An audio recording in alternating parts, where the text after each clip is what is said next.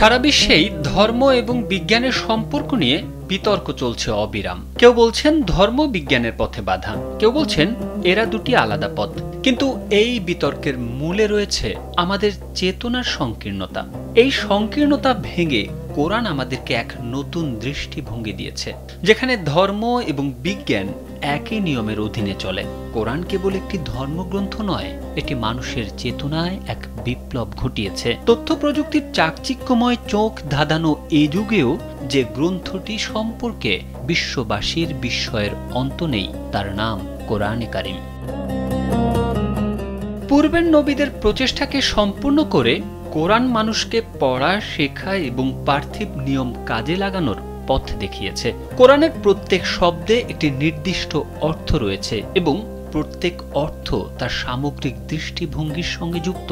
দ্বীন এবং ইলম, এই দুটি শব্দ কোরআনের মূল চাবিকাঠি, যা ধর্ম এবং বিজ্ঞানের মধ্যে সম্পর্ক স্থাপন করে।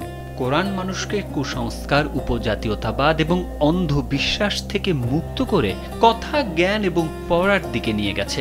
কোরআন এমন একটি পাঠ্য যা জাদু নয়, বরং পড়া ও শেখার মাধ্যমে উপলব্ধি করা যায়।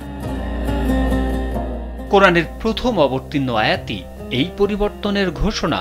পড়ো তোমার রবের নামে, যিনি সৃষ্টি করেছেন, তিনি মানুষকে জমাট রক্ত থেকে সৃষ্টি করেছেন। কোরআন মানুষকে সেই পথ দেখিয়েছে যা চিন্তা, সংস্কৃতি, সমাজ এবং জীবনের সকল ক্ষেত্রে বৈজ্ঞানিক পদ্ধতির উপর ভিত্তি করে। এটি মানুষকে অসংখ্য কিংবা থেকে মুক্ত করে কসমের নিয়ম অন্বেষণের দিকে নিয়ে গেছে।